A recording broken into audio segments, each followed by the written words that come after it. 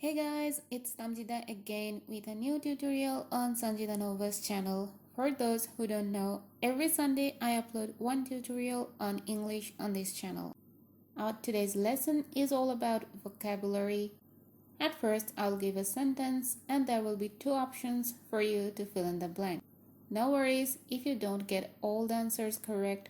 That means you are ready to add some new words to your vocabulary. Write down the new words, make some new sentences with those words, and read those sentences out loud and enjoy yourself. Because adding some new words to your vocabulary can be fun, and also it's super useful if you want to improve your English. So get your pen and paper ready and let's start with the first sentence.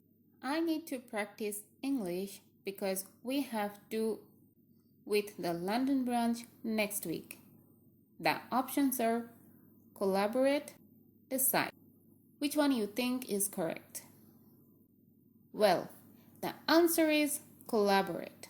If you got this correct, then congratulations. If not, I want to let you know that the word collaborate means work together. People often use this word in project situations. I have to collaborate with my classmates means we have to work together on a project. Or I have to collaborate with the finance department or marketing department for working on a project. Of course, you can simply say work together, but as I say, this video is all about advanced English expressions which are most commonly used. So I hope from the next time when you need to use work together, you will use the word collaborate instead.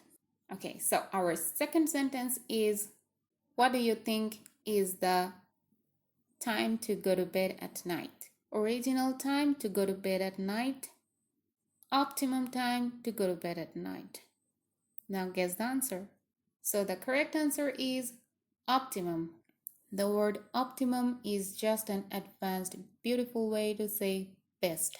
As you can see in the picture, they used the word optimum to describe their product.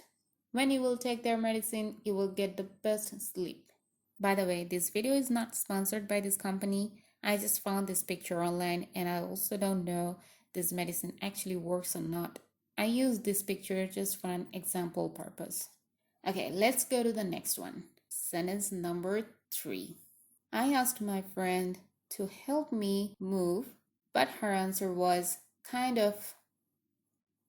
The options are inundated, ambiguous. So what do you think? Her answer was kind of inundated. Her answer was kind of ambiguous. And the correct answer is ambiguous, which means not clear. And you can see this beautiful picture here. It's ambiguous. What do you see? A young lady's face or an old lady's face? Oh, it's ambiguous. It's not certain. Let's go to the next one. Sentence number 4. Speaking only one language, me from getting a promotion. Speaking only one language hinders me from getting a promotion. Speaking only one language diverts me from getting a promotion. What do you think? Which one is the best word for this situation? And the best word is speaking only one language hinders me from getting a promotion. Hinders means stops or prevents. When you speak only one language, maybe that is preventing you from getting a better job or hindering you or preventing you from getting a promotion. Sentence number 5 and the last one for today's lesson. Last night I slept for 10 hours. So this morning I feel rejuvenated. This morning I feel modified. What's the best word for this situation? Well, the correct answer is rejuvenated. Here it means alive again with full of energy.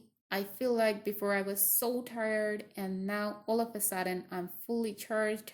I'm alive again. Please comment below how many you got correct and how many new words you have learned from this tutorial. I'd love to know that, and also you can comment if you have any tutorial request. Please don't forget to subscribe to this channel and give this video a thumbs up. I'll see you next week on Sunday with a new English tutorial. Till then, bye bye and have a great week ahead.